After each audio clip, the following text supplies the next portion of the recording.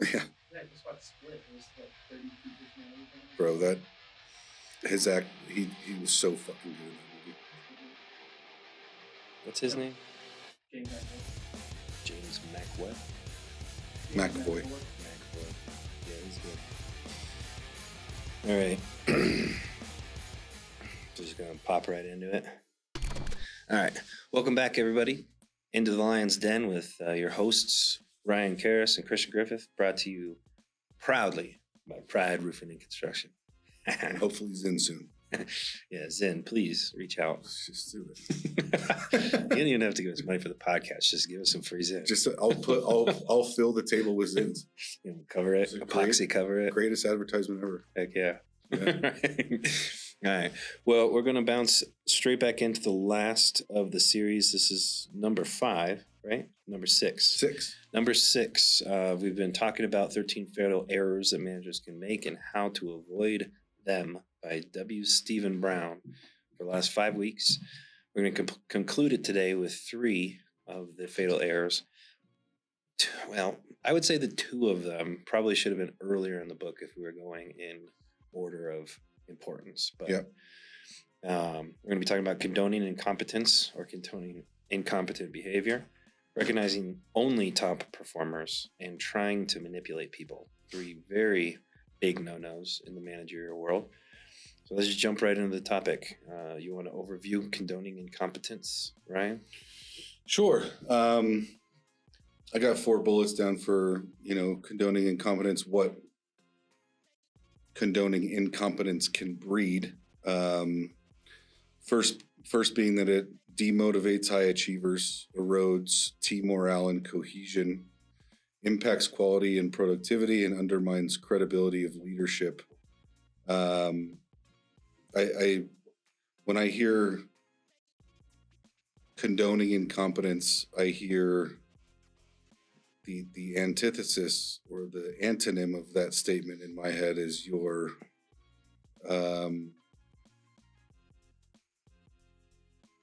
statement that you've run on repeat the last 6 months or so of best practice. Best practice. Best practice. Best practice. Yeah. Best practice. Which, I mean, I think that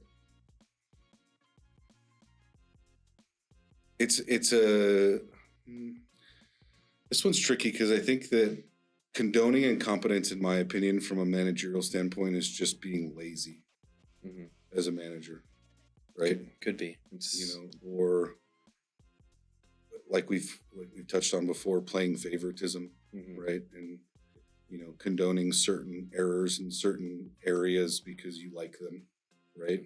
Or letting things slide that shouldn't slide. But I think the first bullet that I have of demotivating high achievers, I think is, in my opinion, one of the most, if not the most important part of it, of being, high achievers holding themselves to a high standard, seeing people around them not being held to that same standard. Usually high achievers are fairly self-motivated in the sense of not needing a ton of external motivation from their managers, but it's real easy for them to get a case of the fuck it's real quick if they see unequal treatment, right? Or unequal standards being held for certain people or just standards, period. Right. Because a high performer expects that you expect the right performance out of them.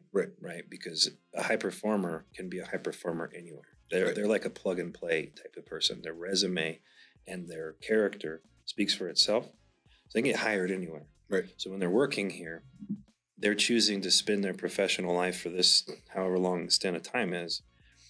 And they're choosing that based off of what they thought the organization represented and how they were going to fit into it. Right. And if they get here and they find out that there's just no standards and you can just get away with anything, they're not going to last very long. Right.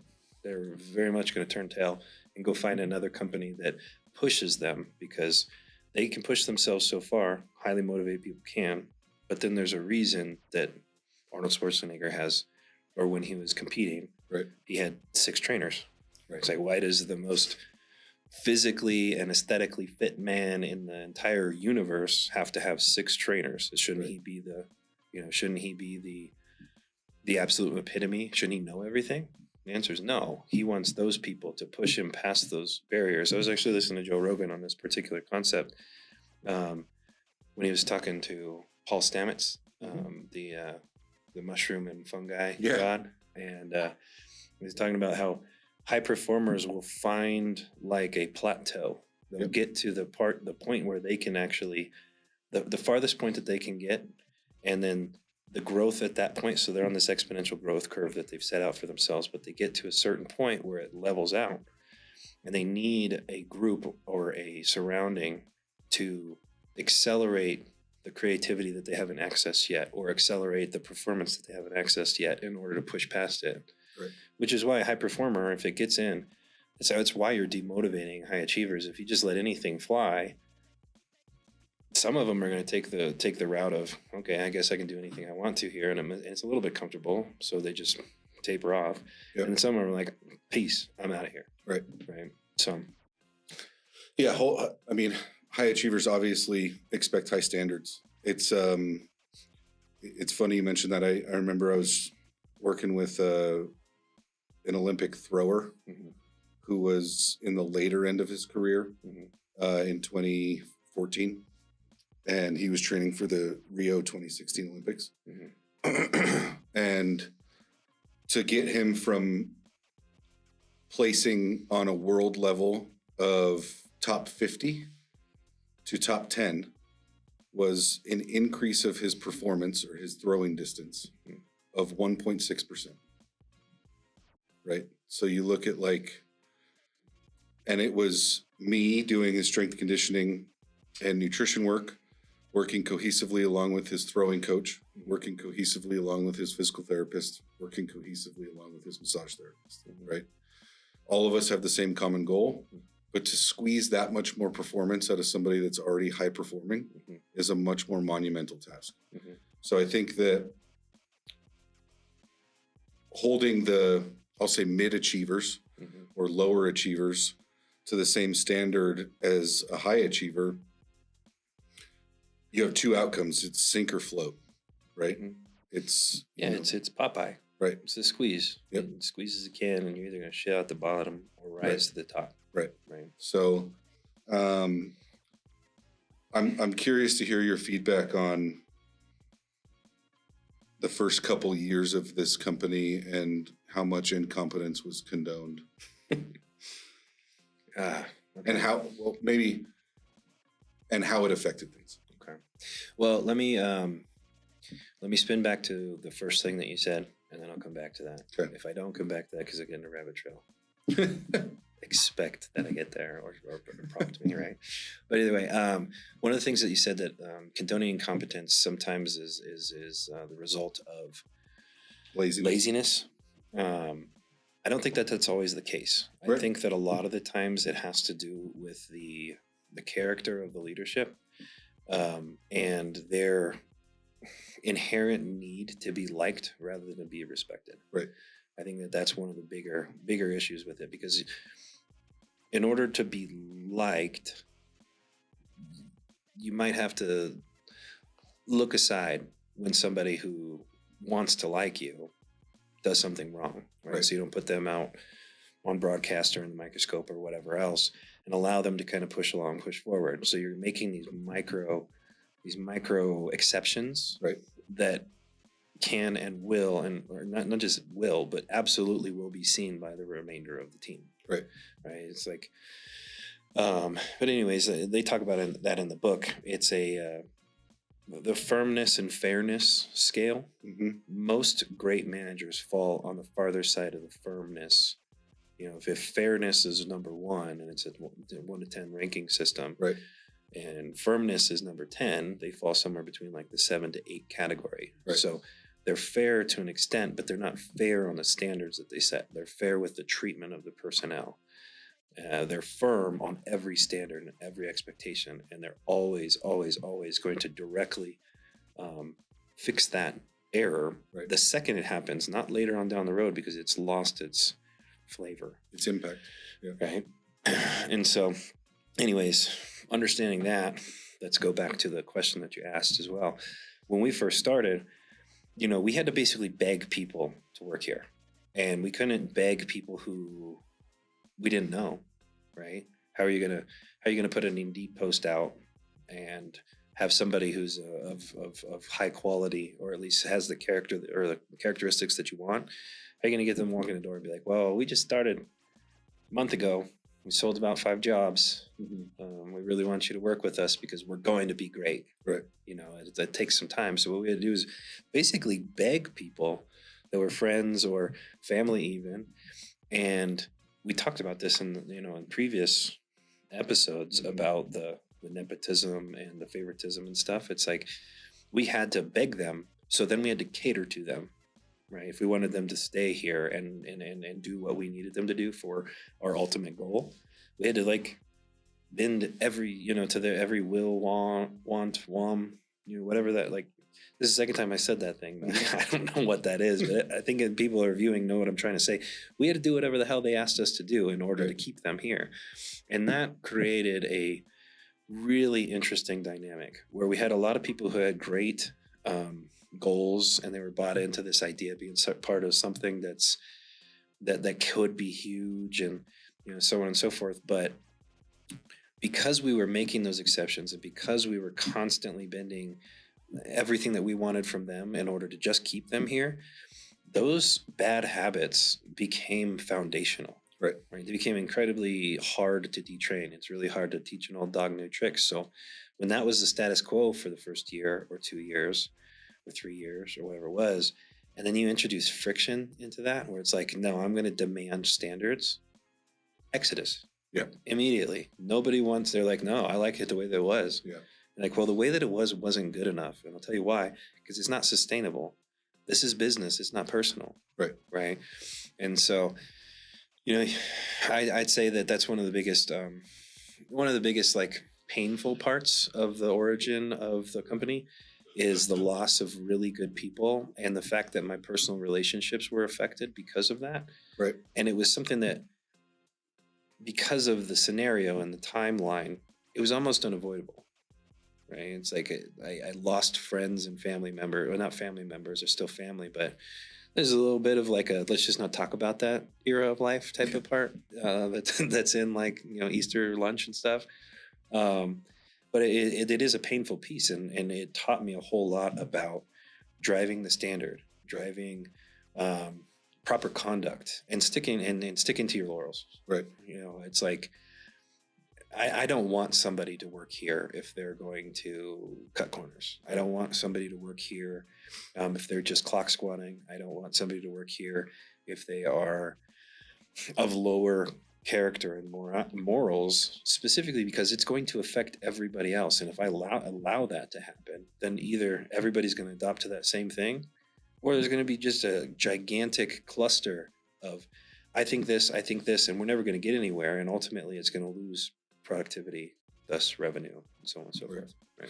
Well, I think it's for anybody that's a new business owner that's watching, or anybody that has the motivation to start a business on their own.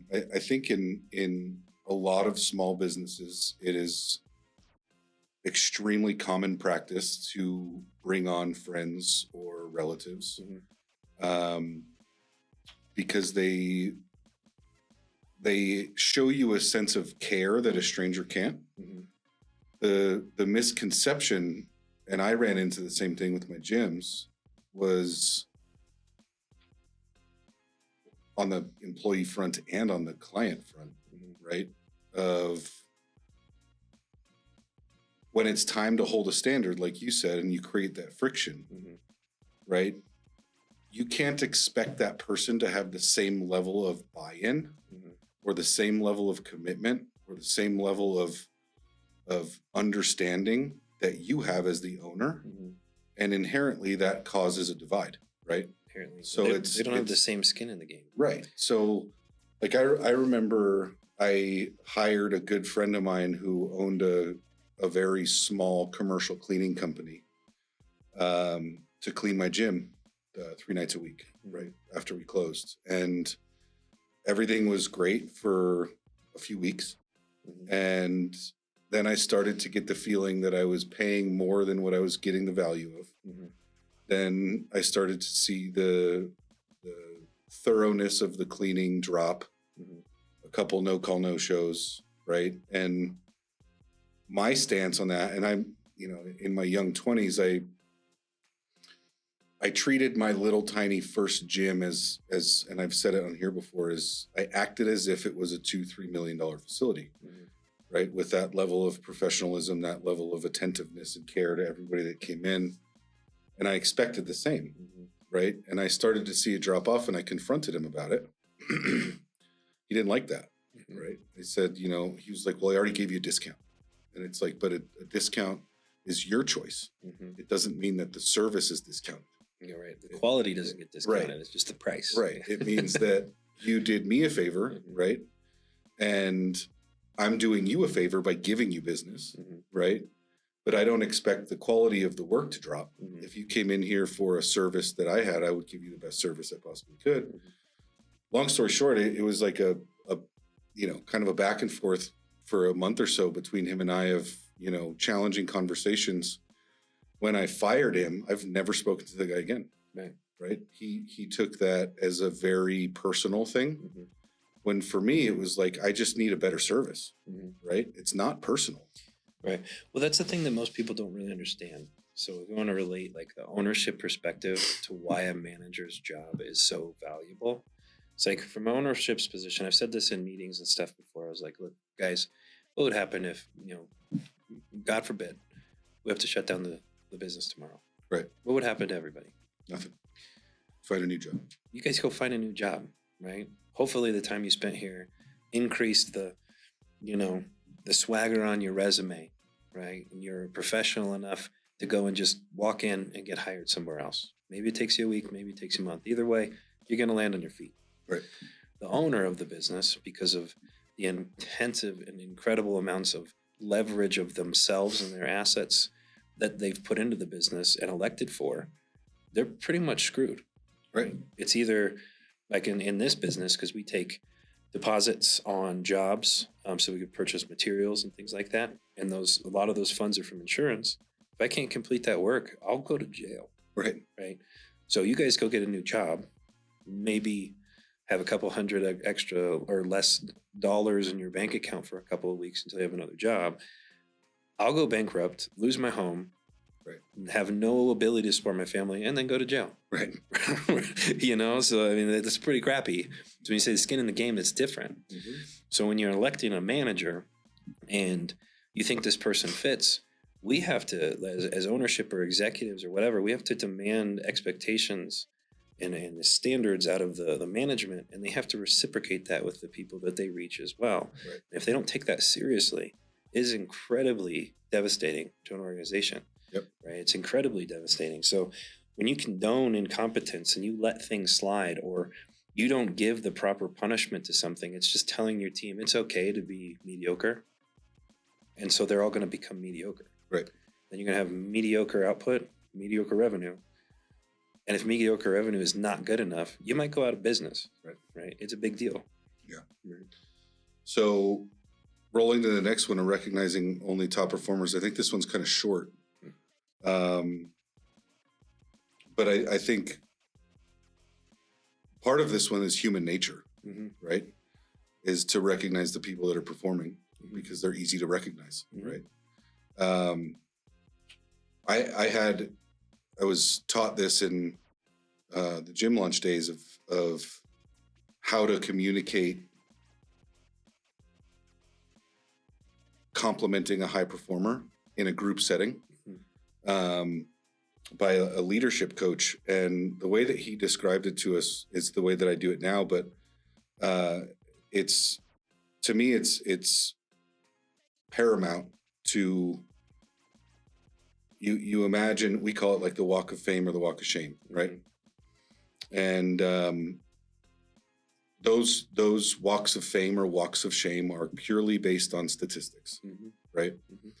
And KPIs. But I look at, I think one of my greater assets when it comes to people is reading beneath the layer or beneath a few layers, right? And understanding that, I mean, sometimes the Walk of Fame for a certain person is fairly meaningless, right? But recognizing high performers, like when I have a sales meeting, let's say I have one person who drastically shined that month and the other 3 or 4 or 5 were mediocre, right? The way that I was kind of taught this by that leadership coach is, he said, you want to recognize the achievement, right? It's the same thing from the book Mindset by Carol Dweck, right? Is that recognizing the achievement is okay, but it has very little impact in the long run, right? If you're like, hey, dude, congrats, you know, let's everybody give so-and-so a hand of applause. They sold $400,000 in stuff this month, right? And everybody claps, and, you know, it's that recognition is fleeting, right? A week goes by, they forget that people clap for them, right? Now, if we recognize the effort behind it, right? Of, you know, listen, you had a great month this week. You topped out the month of everybody. But what I really want to focus on is how much effort I saw you putting into follow-up, how much effort I saw you putting into, you know, updating things in the CRM, how much effort I saw you calling insurance adjusters, making sure that these clients were taken care of the way that you promised to them. That creates a reiterating impact of them of like, oh, these are the things that were important about that achievement. I should keep doing these things, right? And then he said the second rule is that if you recognize one, you have to recognize all, right? So even the lowest performer in the room, even if I'm annoyed at their lack of productivity, I have to find something positive from them. Either their performance, their personality, what they bring to the room, whatever it is, right? And I have to recognize them for that in the same instant, right? So I'll always go the person who is receiving the compliment first, right? Or the, you know, the congrats on the achievement. And then I work my way around the room and I make sure that I intentionally compliment each person on something that they're doing well also, right? And I do it in a singular, you know, format where I say, so-and-so won. This is what I saw you out of you this month. Next month, we should be able to top this record that we got this month based on those things that you're doing, because you're doing a great job at those things, right? And, you know, let's say it's the, you know, sometimes the only thing somebody can bring to a room for a period of time, maybe their numbers are lacking, their KPIs are down, but their personality is phenomenal, right? And they just have an off 2 weeks or an off 3 weeks. And like, but that's a compliment that they'll receive without being minimized, right? I think that I don't know if it was you that introduced me to this study. It's a children's study about, it might have been you, I don't know. Essentially, they had kids take tests. Variety, all, I think the age groups were something like 8 to 12, something like that. Boys and girls. And they had them take this test. They didn't give them any, you know, instructions towards the test, and they had them take the test. And they picked the 3 pools were essentially acknowledging the achievement, so the grade. Congratulating the grade was how they responded to this subpool. And then they acknowledged the effort that they put into the test in this subpool. And then they negatively acknowledged the achievement in this subpool. Right. And the results were pretty interesting, because when they had them retake the test or take a similar test, the kids that the achievement was acknowledged, their grades got lower. Right. They're all of them, right, all the way across the board. Their grades got lower the second time they took it, because they felt as though they knew everything and they were just going to get patted on the back. Right. The kids that they acknowledged the negative, this low score, you know, it's like, you got a 7 out of 14. You did a terrible job or whatever. They didn't even finish the test because they had so much anxiety towards the test because of the feelings that they had. But the ones where they acknowledged the effort, their test scores increased incredible amounts, because the people that were administering the tests were acknowledging how much hard work and dedication and focus they put into just completing the test. Yep. Right. And I think that could be applied to this particular topic and concept, it's like, yeah, it's really easy to acknowledge the high performance of the salesman who produces $1 million over the course of however long. It's Right. really easy to, because that is a tangible number and it's incredibly valuable for the organization. But their chances of repeating that solely off of that is going to be up to them. It's not up to Right. anything that you said, Right. right? And then outside of that, it's not easy to acknowledge the hard work of a support staff member because Right. there's not a lot of tangible data, because Right. their job is to connect dots, right, and complete tasks. It's not like there's a number associated with it all the time. Like you can deduce and boil things down, which is what we've done with like the dashboard Right. and things like that, and find KPIs. But if all we're acknowledging is the result, we're pretty much just wasting our time looking at that data in the first place, because it's not going, like the next month is going to be a gamble. Right. They might show up, they might not. It has nothing to do with what we said to them. Right. We want to be able to influence that. Right. Yeah, that study is from the book Mindset. It is. From, Okay, from so- Carol Dweck, yeah. which I could probably recite that book. I think I've read that book 10 times. It might be the most influential book I've ever read on parenting and management, right? And it's 100% based on Carol Dweck's a psychologist, and she did many studies on how kids receive compliments for labels, effort, or lack of effort, right? So just a quick example that, like, to me is that hits home is like when, let's say my daughter comes home and does, well, I'll just say last week she came home, teacher sent out an email and said, I just gave everybody in class this test. We have not studied this material before. I don't expect the test grades to be good. In fact, I've graded most of them, and most of them were very poor, right? And my daughter came home and there was 19 questions on the test. She got 17 right. And the book teaches you to recognize and not label behavior or label attributes, right? A lot of parents or people would be like, wow, you're so smart, right? And you keep pushing that into a kid hundreds and hundreds of times over 5-10 years. Then they take a test when they're a sophomore in high school and they fail. And then their world comes crashing down because they're smart. They've been told they're smart. They believe they're smart. And then they just got proved wrong that they weren't smart because they failed on this test, right? And her mindset or her belief is that, like, when Kendall came home with that test, I said, listen, sweetie, great job on this test. I said, how long was it? And she said, well, I took my time. And I was like, I'm incredibly proud of you for the effort that you put in and that you knew to take your time because this was a challenging thing that you hadn't learned yet. And obviously those results showed, right? And she's like, yeah. And I was like, so what do we learn now about tests in the future, right? Where we can keep this going. And she said, to take my time and to try hard. And I said, right. And that's how you become successful at anything, right? It's the same thing. She goes into it with like beauty, right? You tell a kid it happens to little girls all the time. They're like, oh, you look so beautiful. You look so beautiful. And then, some asshole in middle school tells them they're ugly, right? And it's like their world comes crashing down, right? I mean, how many times I had sister growing up, you had sisters that they come home crying because somebody said something mean, right? And it's like, why don't we just say, you could say, you look so beautiful. I'm proud of the pride you take in yourself and how much you take pride in your appearance, right? And then, the dynamic in the brain shifts completely, right? It's like, I am not this thing. I am the effort under the thing, right? So, well, should we hit on these bullet points in here before we move on to the next topic?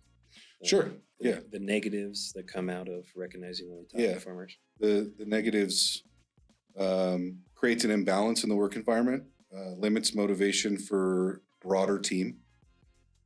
Broader meaning the mid performers and sometimes low performers as well.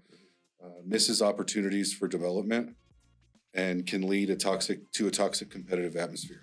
It's like that toxic competitive atmosphere. It's like, so there has been a couple of times where people got their feathers ruffled. Yeah. Because, I either didn't think or didn't have enough time to acknowledge everybody in that meeting. Right. I identified one or two people and the thing that they did. And what's funny about it is like, you'll hear about it from them, but you'll hear about it more they're like, thank you for whatever, but you hear about it more from everybody else 2 or 3 months down the road. Yeah. Because they're like, I've been trying so fucking hard to do this X, Y, and Z right, because that one time you told crew, it's everybody that crew is there at 7:45 every day, or that this guy was there doing this every single day and he's putting this effort in. It's like, I wanted to be noticed for that. Like, you've been sitting with this stress this entire time. And then not only is it the stress that they've put on themselves because they felt like they weren't enough, now they're competing with their team members instead of competing with the competition outside. And that causes some incredible toxic problems. Yeah. It's funny because I did my review with one of my guys this morning at like 6:45, and one of the goals was, I will beat Ryan in sales. Right. And I said, I like the goal. Right. But that's not what matters. Right. And he's like, well, it matters to me. And I was like, right. I said, you want to know what matters to me? And he goes, what? I said, everybody's success. I just want to see one big number. I could care less about me beating so-and-so or you beating so-and-so. I mean, you and I have bantered back and forth about 2022, right? But it's joking, right? At least for me, there's really no seriousness behind it. Sure. I could care less that you outsold me by 300 grand. I genuinely could care less, right? Six. I'm just kidding. That's the banter. But like, for me, it was an opportunity to remind him, right? This isn't a you-me thing. This is a team thing. Yep. Right. Yeah, that's where the motto comes from. Actually, people have asked us, like, what does that even mean? The pride before the lion. Right. They think that it's us, like, taking a jab at Lion Home Services and stuff. No, it means team before self. Right. Right. And then when we recognize the entire team and we create a healthy competition within the team, but the goal of that competition is to exceed the external competition, then we're actually doing something, right? Because then we're unified with the vision. Yeah. And I think I maybe not ruffled, maybe disgruntled him a little bit when I said, transparently, I said, I care about your numbers. If we're talking about like a 100% scale, I said, my expectation is for you to hit these numbers. That's my expectation. I said, I care about that about 30%. 70% of what your role is the success of everybody else. That's what I care about. Yep. Right. So it's like, for me, I think that it's important for these high performers to feel like they're at the top all the time. But when you're in a role that's dual headed, where you're managing a bunch of people that aren't there yet, who are more or less chasing you, right? I feel like you should put almost more effort into them because you're secure in your skill of being able to accomplish what you need to accomplish. Well, and then it also, like, that thought process and that conduct will, like, spread to the top performers. Right. Because if they're not being acknowledged because it's already understood they're on the top, and the people around them are continually being, poured into in one way or another, they're like, oh, wow, I get it now. Like, they know that I'm kicking ass. Right. I should help the others kick ass too. Yeah, we were talking about that monthly plaque thing. And I told him this morning, I said, I don't want to be on it. I don't want to be included in that. Oh, the employee or the salesman of the month. Salesman of the month. And he was like, why? And I was like, I don't need to be on it. It's not motivating for them. Right. I'm in a role where that should be the expectation of them. But we should put the light on them. Right. Yeah. And I mean, put yourself in their shoes. This could be like the last thought maybe on this one, so we don't take this too long, but put yourself in the shoes of somebody who is not in a producer role, support role. And somebody who just feels like they're just another piece of furniture inside the office. It's like, if you're trying to build a culture of growth and excitement and professional improvement and those types of things, you're never going to get it if we don't acknowledge the efforts of every single person. Right? Alexander the Great didn't take over the 3/4 of the known world. He said this a couple weeks ago at the age of 26 by himself. Right? He was leading because that was his job. Yeah. But there was also the guy that his job was to clean the latrines. Right. And if he was acknowledged for how well he cleaned the latrines and make sure that it was sanitized and people could do their thing and rest after battle, then he felt good about the position that he was in. Right. There's cooks, there's tent makers, there's the blacksmiths. It's not just the soldiers on the field. The entire army. I mean, I know a lot of military members that are friends and family and stuff, and the majority of them never saw battle. Right. But their job was incredibly important because if it wasn't there, then there was a giant hole that needed to be filled by somebody else. Right. They narrowed down the roles and responsibility. But if they didn't do it, right, then everybody else had to share that weight. And if they share the weight, they become less of what they are. Right. Top performers can't be top performers without a good sales or support staff. Right. They can't be top performers without incredible strategies from the financial leg. Right. They can't do it because then they're a one-man show. And if they're doing that, they should start their own business. Right. Yep. All right. So last one, 13 of 13. Trying to manipulate people. The last one. When I said that I think that there's two that should be at the front of the book, there's condoning competence, because I see that more than I see anything else. There's people who have just an incessant need to be liked or loved, and they forget about the fact that you need to be respected more than you need to be liked. And then the other part is trying to manipulate people. I think that comes from a lack of lack or insecurity. Right. Manipulation comes from insecurity. Right. So the 4 points there, manipulation will erode trust and respect, leads to unhealthy work environment, short-term gains for long-term losses, and inhibits authentic engagement and loyalty. We could touch on that last part at the end. I just think that's a very interesting section of the book, right? Mm-hmm. But you want to start us out on that one?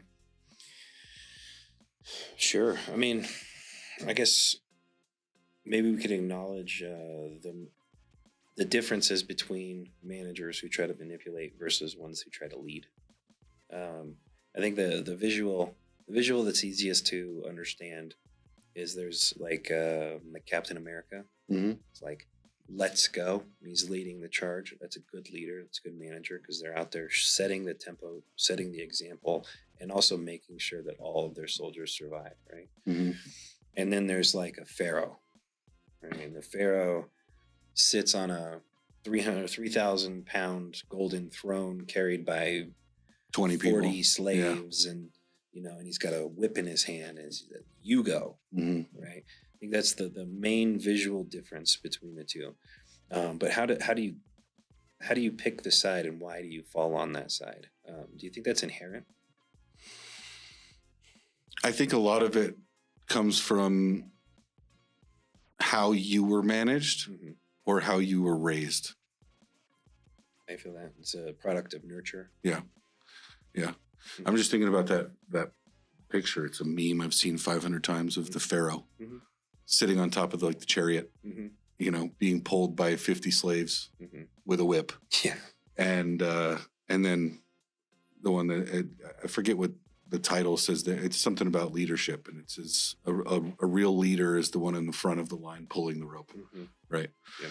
But I think a lot of it has to do with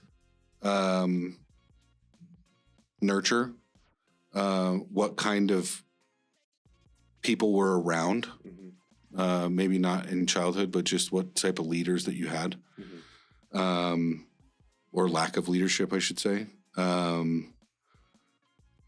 Environment you were raised in, and I think a lot of it has to also come down to lack of, or I should say presence of, or lack of trust you have in yourself and your ability to trust the people around you. So insecurity. Yeah. Yeah. So like one of the things in the chart that I took the picture of is a manipulator will fail to delegate, right? Because, which for me, that is an insecurity, right? Of the people around you. You haven't managed them well enough. So you can't delegate, right? Yeah. You can't trust that they're going to produce what you want them to produce Right. because you haven't done your job. Right. Right. Yeah. Well, yeah, well, let's talk. Well, I think maybe we should jump into the ways to increase productivity. I think that'll make it an easier conversation because this is a really broad concept. It's very broad.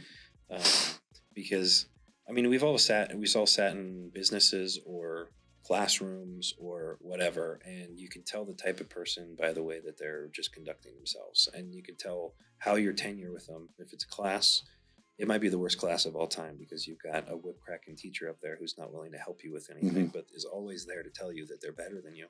Right. You know, and then you have the servant leader, and Right. I think I fall on that side. When you said it's like a product of nurture, I fall on that side specifically. I think because of my faith more than anything. Growing up in a Christian household, and you know, it's Jesus himself. You know, not to go too faith based with our conversation since we're trying to do a business podcast, but Jesus himself was a servant leader, right? And he taught people how to treat their neighbors as themselves and to live generously. And how to give anything that if you have things in abundance, it's your duty to give it to people who are lacking, right? And so as a leader, if you're taking the servant leadership approach, you're never going to be one that passes off all your obligations on other people and then yells at them for not getting it done right. Right. You're always going to be somebody who's more than willing to be on the front line if it's necessary to do the thing that you're supposed to do. You're going to be willing to jump in on a Saturday morning when you already had something pre-planned to assist a new person to get their job done well so that they maintain a good, position and mindset towards their job. That's a good leader. Right. So I think it takes a little, like an idea of sacrificing oneself for the betterment of the team and being secure with the vulnerability that you produce by being that particular servant leader. Right? You don't have to be all powerful. You don't have to be, like Jafar and Aladdin, right? As for the power of the cosmos and whatnot. Aladdin was a thief, but he only stole enough to keep himself alive, and he took it from people with abundance, like Robin Hood and whatever else. It's like I think that the nurture side of this conversation, it plays heavy-handed into whether somebody's going to try to manipulate the team around them or not. And then it's always like they place themselves before everybody else. So the decisions that they're making is like self-serving. It's always self-serving rather than team serving. Right. And so I just referenced Jafar, Aladdin, Robin Hood, and Jesus all in the same conversation there. But I mean, yeah, you can tell my head's spinning on this one because it's like there's a lot going on with somebody who's manipulating people. And if you're a manager who's using other people as a means to gain something, you're not a good manager. That's why I think this one should be very far forward in the book. It's like trying to manipulate others for your betterment is a product of a very insecure and ultimately a very a boxed in and a person who's not going to grow in life. You have to be able to open yourself up and expand, and you have to be able to give yourself to your team in certain ways, and you have to be able to expect that comes back and is reciprocated. If it's not reciprocated, you have to be able to be firm enough to have that position, have some balls, and say this is not the right job for you because you just don't fit on this team. What's your opinion on the difference between manipulation and persuasion? I think that manipulation, manipulation has a dirty, it's like taboo, right? Yeah. So I look at persuasion has a common goal. Manipulation has a selfish goal.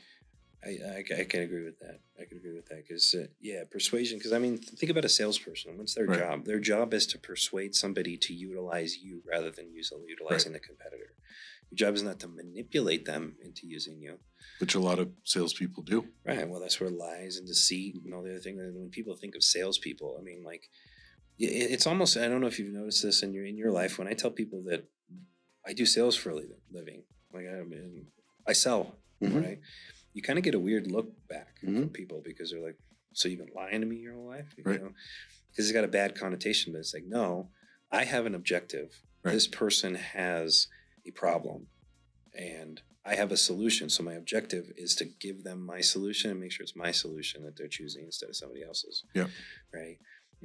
But you start to get manipulative about it. Then you start trash talking your competitors. You start lying.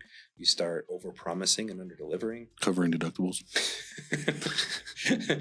Watch our video on insurance fraud. Yeah. So, but anyways, it's like I think that's a product of insecurity because you're not believing enough in yourself. So you have to mask it through fictitious power, Mhm. right? So the 3 ways I got on a tangent there with Jesus and Robin Hood and whatever, but Aladdin and Jafar. 3 ways to increase productivity. The 3 ways that they deduce in the book that people produce productivity out of their team members are fear, rewards, and belief building. Fear is short-lived, in my opinion. So are rewards. I believe both of them are very fleeting and very short-lived. I mean, transparently, I was going to say I don't even like the first 2.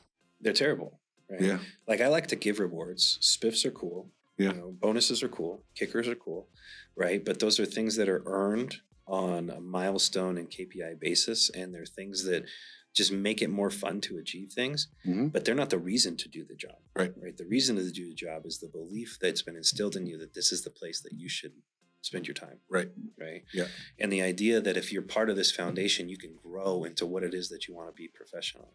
Yep. That's why we talk about that stuff constantly in the organization. It's like, we only have 24 people, 25 people, whatever it is on the team. If we do all this stuff well and we expand and we, shave off the points in the areas that we can and we increase our profit margins, we can take that money, we can grow. And so that's part of the conversation that we have right now with people is like, you're part of the original 24, Right. 26 people. What happens when we're 500 and you've been part of the foundational principles, right? And you've had your voice understood and heard through all of this, and you've played a factor in our growth. Right. That's a big deal, Mhm. right? You're part of something bigger than yourself. That's what you should be motivating people on, rather than just trying to get the better of them. Yeah. Well, I think that like I look at I'm of the same belief as you. I think that spiffs are cool, I guess. Mhm. Right. I don't like leading with fear, but the inverse of that is that fear is usually the fastest way to affect change. Mhm. Right. So there are certain circumstances where that has to be used. Like a PIP. Right. Yeah. Right. PIP is a very valuable tool in an organization because, because it boils it down to your performance is not meeting the standard that you agreed to when you said you were going to work here. Right. We have this operational agreement. You're not meeting the expectations. Here's what the outcome will be. Let's give you this much time to figure it out. Right. There's not an immediate, like, you're going to lose your job tomorrow if you don't fix this today. It's like, we've noticed that it's not there and we know you're better than that. So here's the grading system. Yep. And we're going to give you some time to figure it out.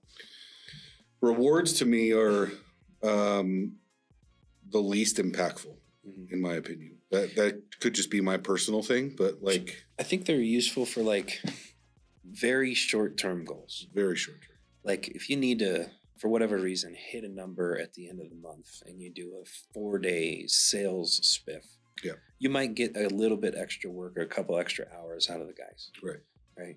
But they're not going to do that for a month. And they're definitely not going to do that if that spiff ends up every week. Right. Like somebody's going to get it. Well, they lose its might be power. somebody else. There's no power. Yeah. Its potency is gone. And it to me, it's like I always look at rewards very gently because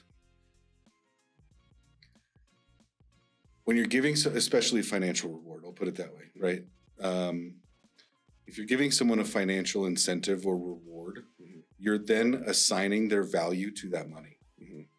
Right. So it's like I'm saying $250 spiff for whoever does X. Right. Now I'm inherently and subconsciously telling that person, this is what you're worth to me. Yeah. That's dangerous. It is. Right. Well, it's dangerous in another way. And we've seen this in the office before, where it's like you put a spiff out and all of a sudden somebody finally shows up to work. Right. You know what I mean? Like they've been working. Kind of. They're here. Yeah. They're not doing anything. Then all of a sudden they are incredible at their job for the next 4 days. But just those 4 days. Yeah, just those 4 days. But you got to have that conversation as a manager. You're like, look, I understand that you were motivated because you needed this money for whatever reason. You needed to buy some extra Christmas presents. Yeah. Why can't you do that every day? Right. Right. And then you ultimately just create a friction. Right. It's like, I know you're better than that. So it's going to be really hard for me to be like, hey, great job, Pat, you know, when you're not hitting those numbers, because I know you're better than that. So it creates an opportunity for like friction. I think friction is the best term that I can use there. Yeah. Yeah. That's why like I gave a reward out to the sales guys 2 weeks ago, 2 or 3 weeks ago. And I thought of something for each of them that would be impactful. Right. And the reward was the same competition. The 3 of them had 3 different rewards presented to them. Right. For one person, it was like a dinner date with his wife at a really nice restaurant. Right. For the other person, it was tickets to an Avalanche game. And for the other person, it was a fishing pole. Right. And I was like, listen, whoever completes this today and wins will get the thing that I told you that I would get you. And to me, that has like 10x the impact of money. Because you're speaking to their love languages. Right.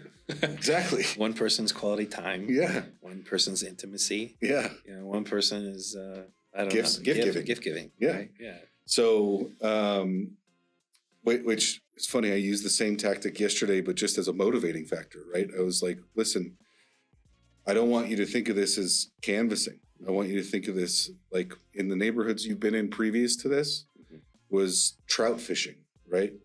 This is marlin fishing, right? And he was like, oh, I get that. And I was like, right. How long does it take him to reel in a marlin? Hours, right? So we probably need to change the way that we communicate with the type of people that live in this type of neighborhood, right? He was like, yeah. I was like, so, and I want you, when you land one, to put that much more effort in, right? Because these types of people need to know that you are very invested in what their property is. I mean, the neighborhood we were in, the lowest valued house was 2.3 million, right? So it was like, we have to take a different approach here, right? We're just going marlin fishing, right? Yeah. And he was like, I'm on it, right? So belief building, I think, is two-pronged. I think it's that I need you to believe in yourself, and I need you to know that I believe in you, right? So I think it's 3-pronged. You just put a little spin on that. It's like a trident. Yeah. I'm gonna get those marlins. Belief trident. I got stabbed with a trident. But anyways, it's belief in self. What was the second one you said? My belief in you. My belief in you. And then the belief in the vision of the organization. Correct. Yeah. Right. Yeah. So it's, I had a very vulnerable and intimate conversation with Alex in 2014.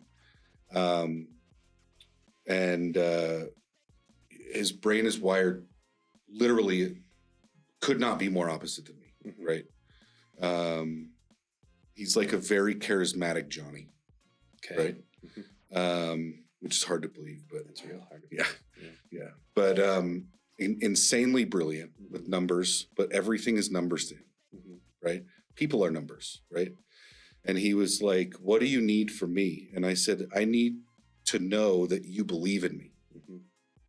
And he was like, okay. And I said, I need to know, I don't want to think you believe in me. I need to know that you believe in me. I need to hear that from you. Right. Because if I have that, then it's like literally putting nitric oxide in my engine. Right.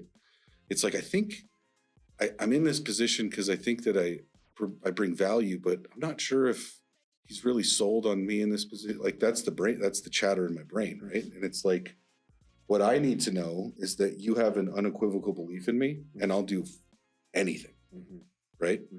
But if I'm in a position where I'm questioning that, it completely disrupts my productivity, right? Because it's like, and I look at one of the new guys we hired, which is funny because he's the most rugged, right? That's what he needs from me, specifically me, right? Yeah. Is that he needs compliments, and he needs to know that I think he's doing a great job, right? And I go out of my way every day to tell him that, right? Like, these are the things you did great today. These are the things I want you to work on, right? Keep it up. Sure. Right? So I think that I know that for me, that comes from a nurturing aspect, right? Because I was raised to believe that I was relatively useless, right?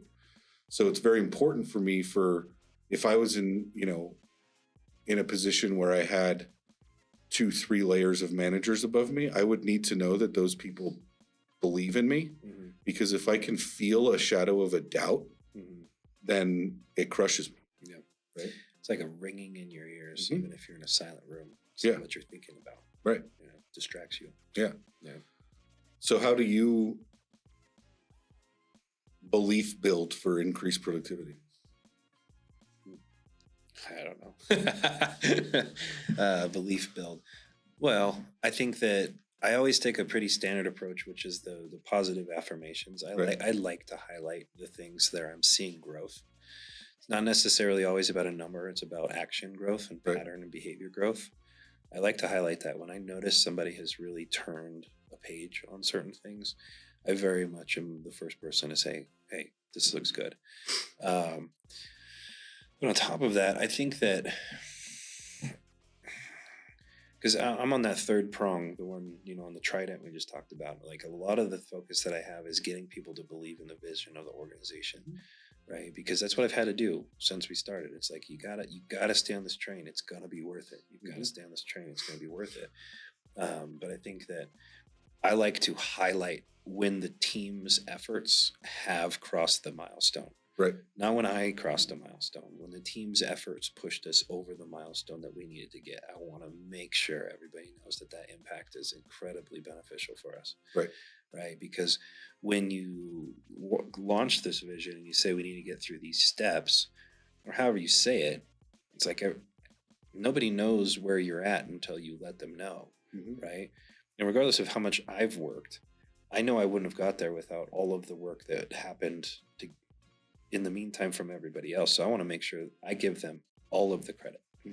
That's one of the hardest things I think as a leader, is to give away the credit regardless of how much we're working.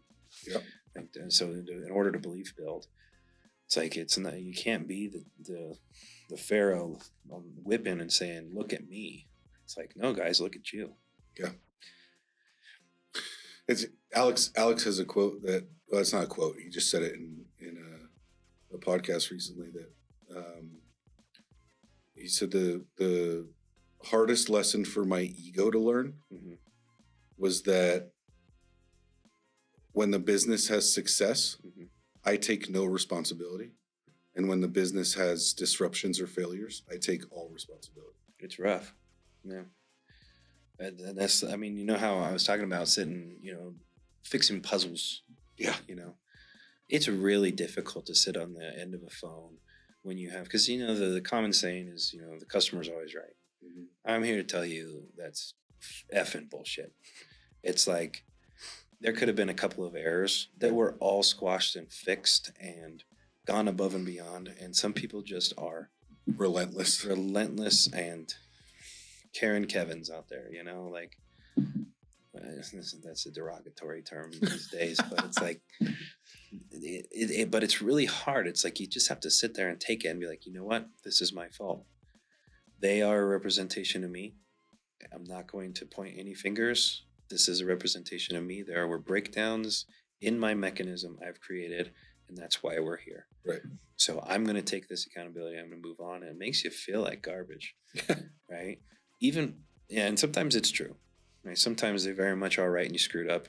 And it's hard then too. It's very hard. It's like this is my fault. My process wasn't good enough. My blueprint had holes in it.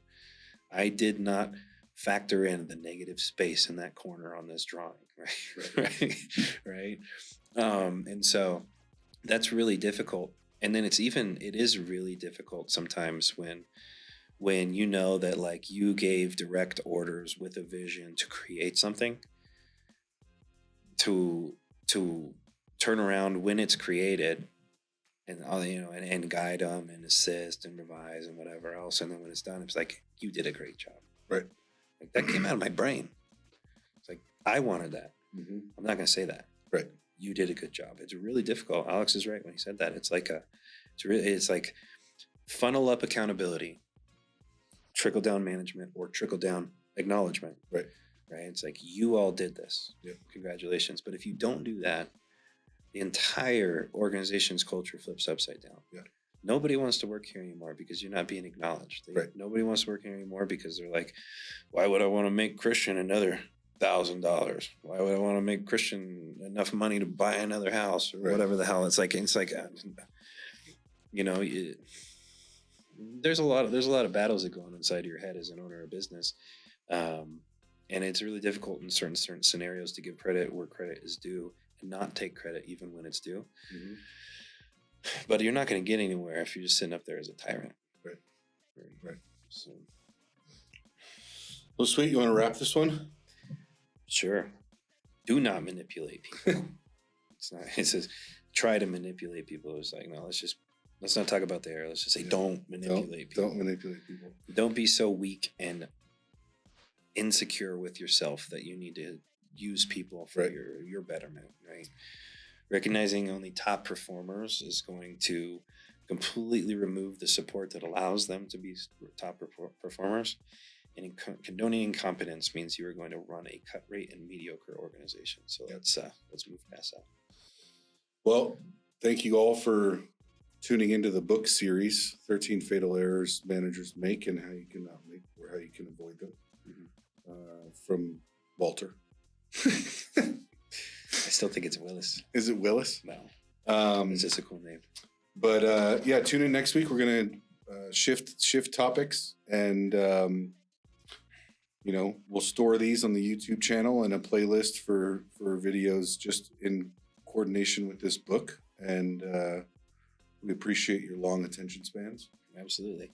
You know, I like listening to them. I hope you guys do too. So like and subscribe, share it with a friend. Those of you guys that are avid watchers, I know there's a couple of you out there that actually watch the whole video. You're waiting for it to be produced and that kind of stuff. If you want to do us a favor, that would be really helpful.